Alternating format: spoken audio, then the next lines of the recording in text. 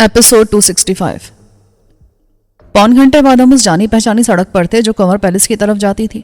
सड़क एक पहाड़ के साथ गुजरती थी जो असल में कंवर पैलेस के सामने था, और उस तक जाने के लिए इस सड़क को एक पुल की मदद से उस ढलान से मिलाया गया था जिस पर कंवर पैलेस आबाद था। यह उस हमवार ढलान वाले पहाड़ का निचला हिस्सा था जहाँ कंवर पैलेस था, और वो जगह खासी ऊपर थी जहाँ कंवर पैलेस से शुरू होने वाली खुफिया सुरंग जाकर निकलती थी। मैंने उस जगह का इंतखाब किया जहाँ से सड़क पुल से कंवर पैलेस से मिलती थी। यहाँ बुलंदी से मैं बैक वक्त पैलेस और हाईवे से मुड़ने वाली गाड़ियों को देख सकता था। इस जगह मोर्चा लगाकर हम सादिया को लाने वालों को रोक सकते थे। मैंने आइकन से कहा कि वो इसी सड़क पर आगे सफर जारी रखे। पैलेस की तरफ जाने वाले पुल के पास से गुजरने के बाद ये सड़क अचानक ही खस्ताहाल और आम सी हो गई थी। वजह साफ जाहिर थी, पहले सड़क कंवर पैलेस तक जा रही थी और उसका म्यार हाईवे जैसा था।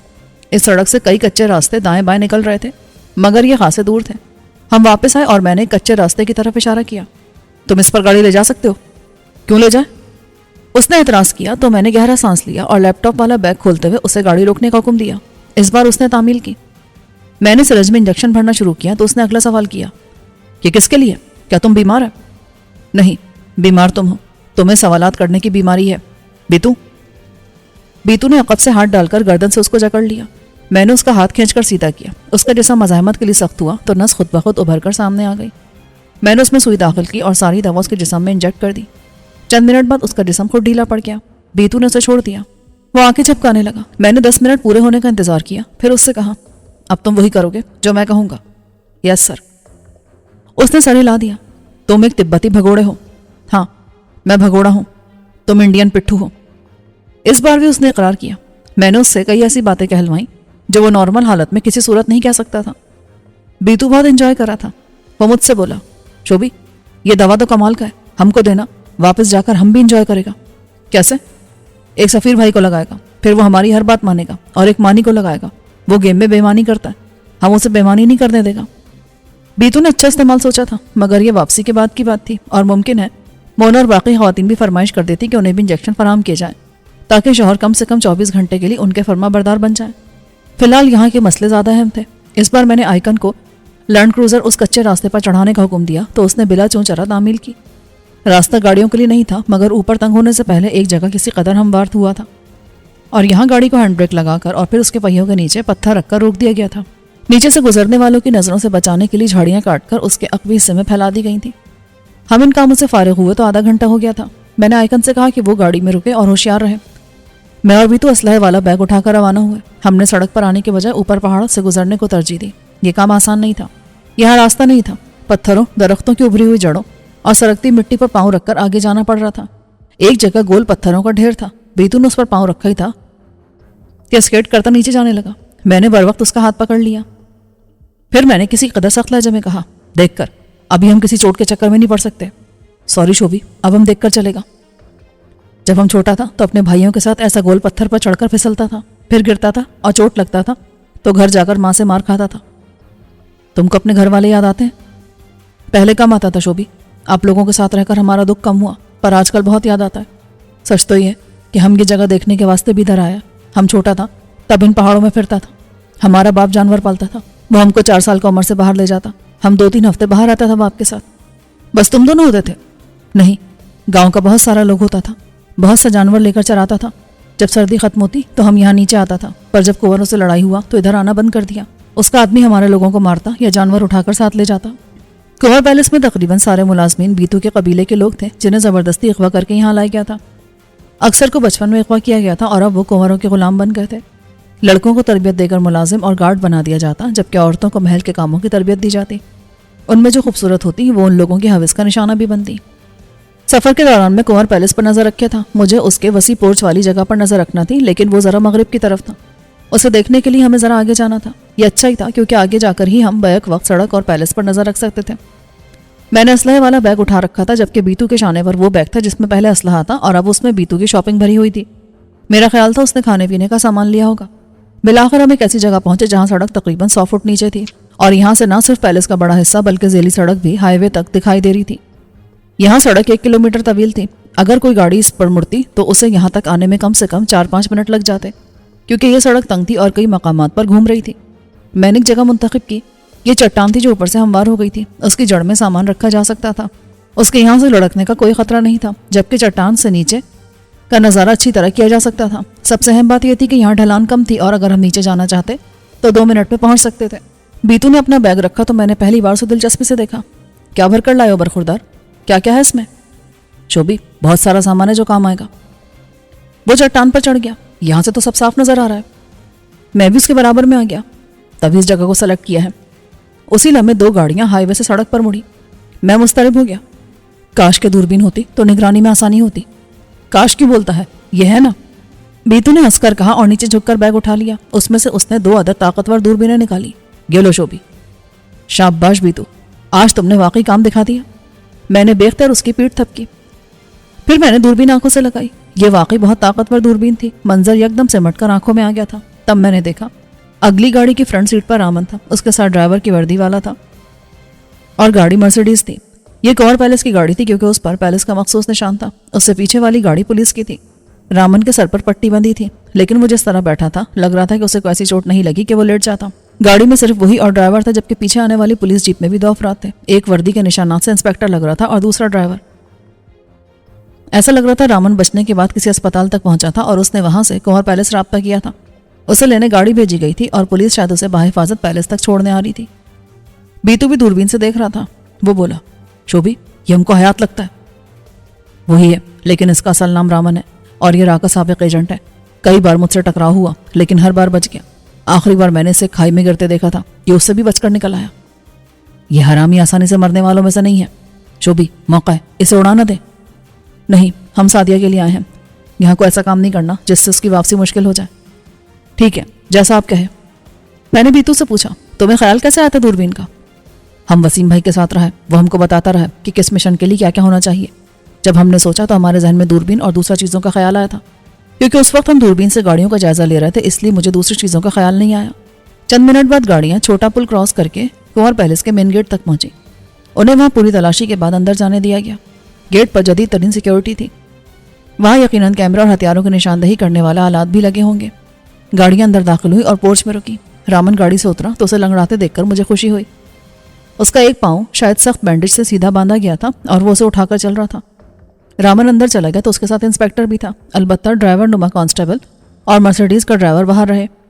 دوربین سے تقریباً 600-700 گز دور کا منظر یوں دکھائی دے رہا تھا جیسے بس 10-12 فٹ ہو۔ میں نے دوربین سے باقی پیلس کا جائزہ لیا۔ مجھے اندر کے گارڈز پہلے سے تعداد میں زیادہ دکھائی دیے۔ اسی طرح وہاں روشنیوں کا اضافہ بھی ہوا تھا۔ محل کے اندر کئی حفاظتی دیواریں بنائی گئی تھیں۔ اسی طرح خاردار تاروں کا بھی اضافہ کر دیا گیا تھا۔ بڑے کنور نے اپنی اور پیلس کی سیکیورٹی میں اضافہ کر دیا تھا۔ بیدو نے چٹان پر کمبل بچھا لیا، اب اس پر بیٹھنا آسان تھا۔ اس نے بیگ سے منرل واٹر کی 1.5 لیٹر والی بوتل نکالی۔ اندر ایسی ایک بوتل اور بھی تھی۔ میٹھی ٹکیوں والا شاپر بھی اسی میں تھا۔ میں نے کچھ ٹکیاں نکالی اور کھانے لگا۔ 2:30 بج رہے تھے اور سورج اب مغرب کی طرف جھکنے لگا تھا۔ ہم خاصی بلندی پر تھے۔ کنور پیلس تقریباً 6000 فٹ کی بلندی پر تھا۔ ہم اس سے بھی 500-600 فٹ اوپر تھے۔ ہوا ہلکی لیکن موسم گرم تھا۔ دھوپ خاصی تیز تھی۔ آس پاس کی چٹانیں یقیناً گرم ہو رہی ہوں گی، لیکن یہ چٹان جس پر ہم تھے آڑ میں تھی، اس لیے ٹھنڈی تھی۔ بیتو نے کہا، آپ سو جاؤ، ویسے بھی آپ اتنا نہیں سویا جتنا ہم سو لیا تھا۔ ٹھیک ہے، لیکن تم ہوشیار رہنا، آپ فکر مت کرو۔ مجھے 4:30 بجے لازمی جگا دینا۔ اوکے۔ میں لیٹا اور اعصابی کشیدگی کے باوجود چند منٹ میں سو گیا۔ 2 گھنٹے بعد مجھے بیتو نے اٹھایا۔ شوبی، اٹھ جاؤ، 4:30 بجنے والا ہے۔ کچھ ہوا تو نہیں؟ نہیں، بس پولیس کا جیپ واپس چلا گیا۔ یہاں سے کوئی گاڑی بھی نہیں گزرا۔ شاید یہ سڑک کنوروں نے اپنے لیے مخصوص کی ہوئی ہے۔ تو شوبی، اگر پہلے سے ہمارا گاڑی دیکھا گیا ہوگا تو ان کو شک نہیں ہوگا؟ بیتو کی بات نے مجھے سوچنے پر مجبور کر دیا۔ واقعی اتنی دیر میں یہاں سے کوئی گاڑی نہیں گزری تھی سوائے ان 3 گاڑیوں کے، اور اگر انہوں نے پہلے سے سڑک کی نگرانی کا کوئی بندوبست کر رکھا ہوگا تو لازمی ہماری لینڈ کروزر ان کی نظروں میں آئی ہوگی۔ لیکن یہ کوئی مشکل کام نہیں تھا۔ کسی بھی ٹیلی لینس کیمرے سے بآسانی کام کیا جا سکتا تھا۔ وہ سڑک سے گزرنے والوں کی تصویریں بھی بنا سکتا تھا۔ میں نے جلدی سے دوربین نکالی۔ اس کی مدد سے پیلس کے ان حصوں کا جائزہ لینے لگا جہاں کیمرہ لگایا جائے تو وہ باہر سڑک تک دکھائی دے۔ لیکن ایسے تمام حصوں کا جائزہ لینے کے بعد بھی مجھے کوئی ایسی چیز نظر نہیں آئی جسے کیمرہ قرار دیا جا سکے۔ نہیں بیتو، میرا نہیں خیال کہ انہوں نے سڑک سے گزرنے والوں کی نگرانی کا بندوبست کر رکھا ہوگا۔ دوسری صورت میں اب تک پیلس کے گارڈز کو حرکت میں آ جانا چاہیے تھا۔ آپ ٹھیک کہہ رہے ہیں، بس ایسی یہ خیال ہمارے ذہن میں آ گیا تھا۔ یہ سڑک زیادہ بڑی نہیں ہے اور آگے سے بند ہے، اس لیے بھی کوئی گاڑی یہاں نہیں آتی، بس وہی آتی جنہوں نے پیلس جانا ہو۔ پیلس کی سیکیورٹی بہت زیادہ ہے، اس لیے انہوں نے سڑک کی نگرانی کی ضرورت محسوس نہیں کی ہوگی۔ شوبی، اب کیا کرنا ہے؟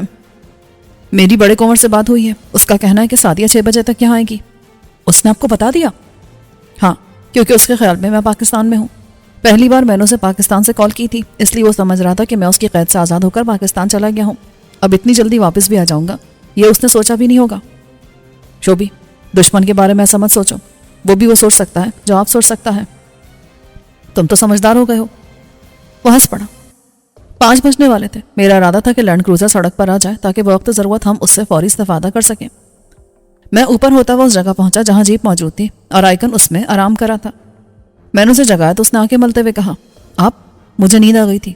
اچھی بات ہے، اب رات کو ڈرائیونگ کرنا پڑے گی تو تمہیں مشکل نہیں ہوگی. جیپ نیچے لاؤ. آئیکن نے انجن اسٹارٹ کیا اور آہستہ آہستہ بریک ریلیز کرتا ہوا لینڈ کروزر کو سڑک پر لے آیا. ایک خاص کیفیت میں ہونے کے باوجود اس کی ڈرائیونگ کی صلاحیت پر کوئی اثر نہیں پڑا تھا. میں اس کے برابر میں بیٹھ گیا. چلو، اور جہاں میں کہوں وہاں رک جانا. اس نے سر ہلا کر جیپ آگے بڑھا دی.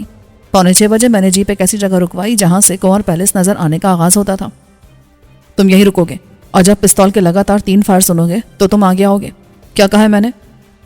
پستول کے 3 لگاتار فائر سنوں گا تو آگے آؤں گا. گڈ، بس اس بات کو یاد رکھنا.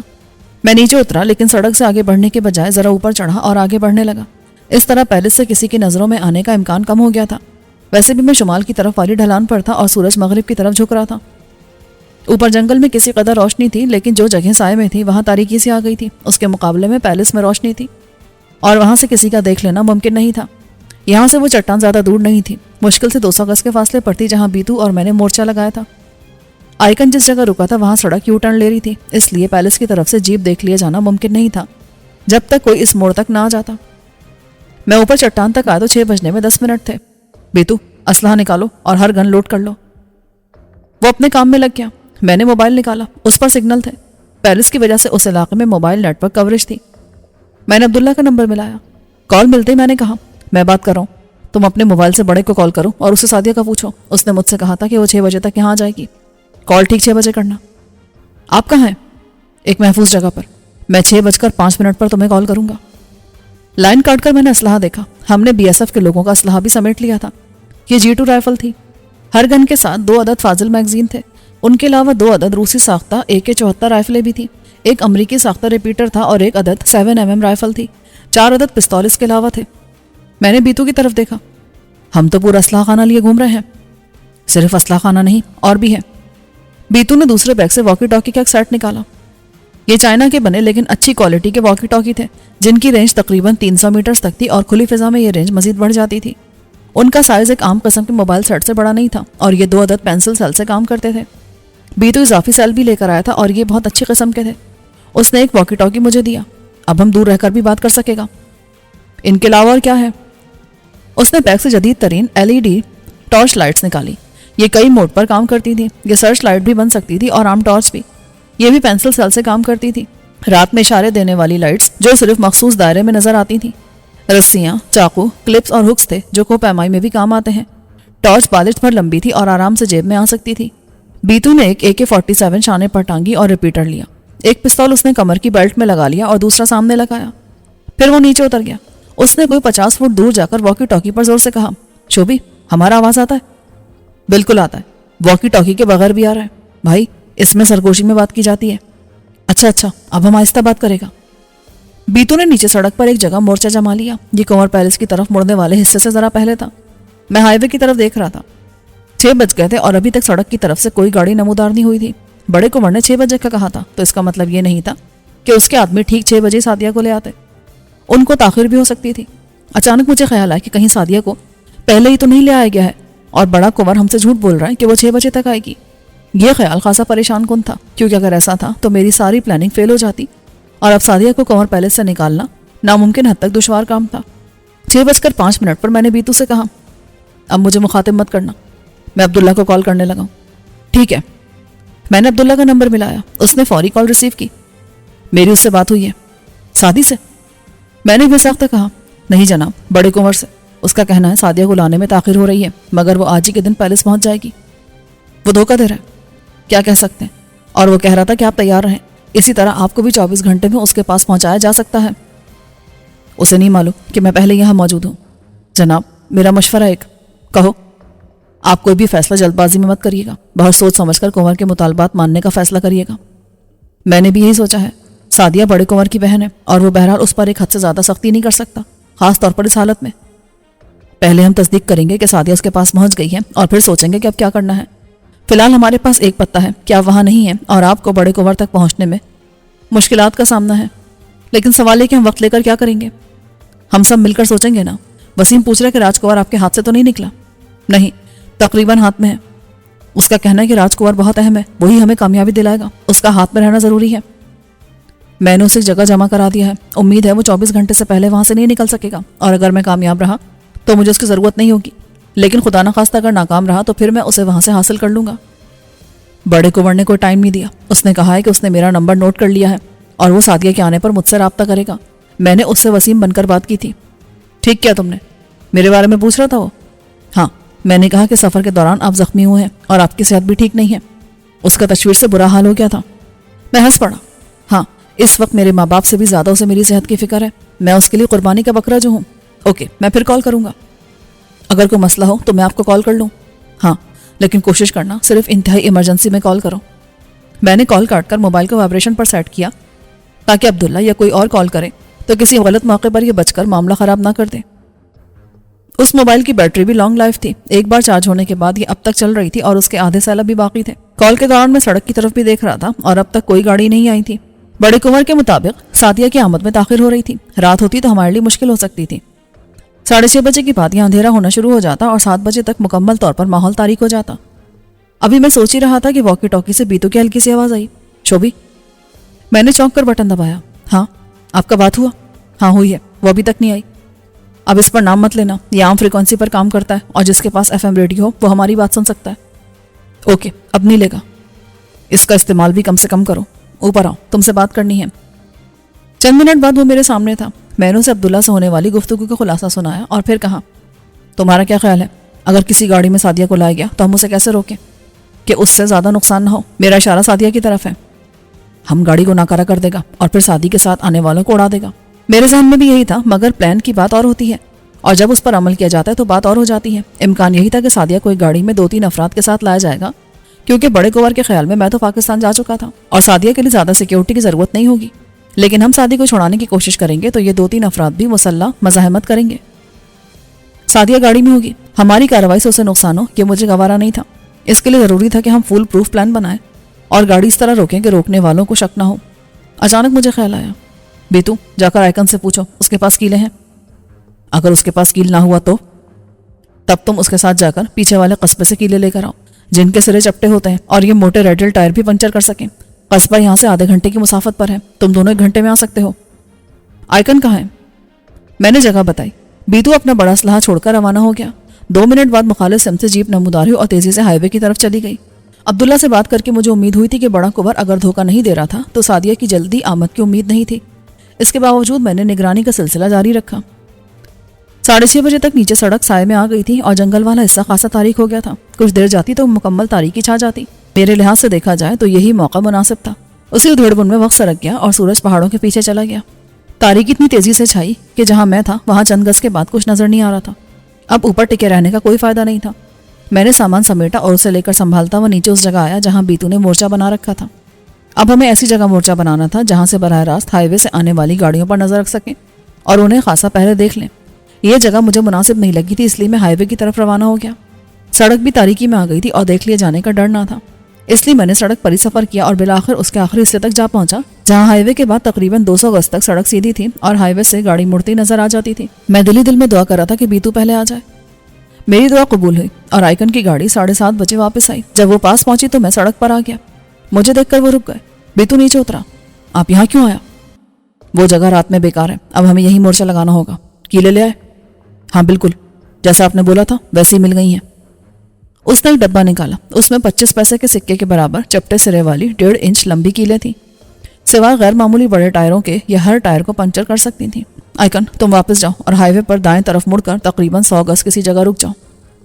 मैंने उसे वॉकी टॉकी दिया। इसे ऑन रखना और जब हम कोई बात करें तो ये बटन दबाकर तुम जवाब दे सकते हो। समझ गया। उसने वॉकी टॉकी लिया और जीप मुड़कर चला गया। ये कील किधर बिछाना है? बीतू ने पूछा। मैंने जगह सोच ली थी। यह हाईवे से कोई 100 गज अंदर थी। अगर यहाँ से गुजरते हुए गाड़ी पंचर होती तो वो रुकते रुकते भी इस जगह आ जाती जहां मैंने मोर्चा लगाने का सोचा था। मैं और बीतू सड़क के उस हिस्से में आए जहां सड़क तकरीबन 22 या 24 फुट चौड़ी थी। हम कीले इस तरह बिछाने लगे कि गाड़ी का दायां टायर उनसे बचकर ना गुजर सके, और बाएं टायर की तरफ इसलिए नहीं बिछाई कि उसके ब्रस्ट होने की सूरत में गाड़ी बाएं तरफ की खाई में उतर सकती थी।